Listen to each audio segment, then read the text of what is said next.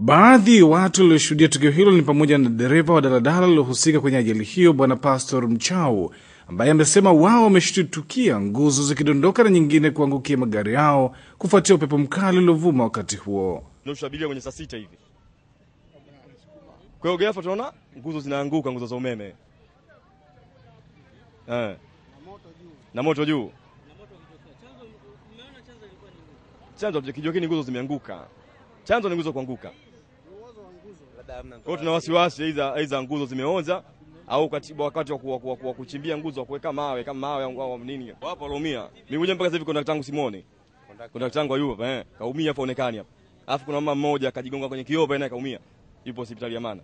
Mfanyabiashara katika eneo hilo Bibi Zena Ali amesema waliona upepo mkali na baadaye nguzo kuanza kudondoka. Ni biashara.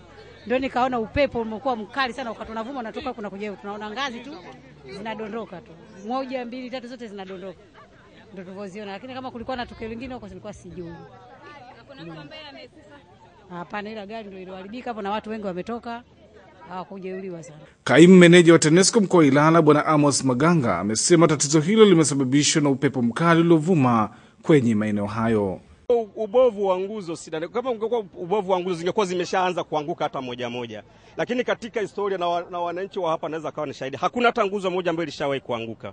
Kwa hiyo sio ubovu tu wa nguzo, kama sio upepo ule wala zisingeweza kuanguka.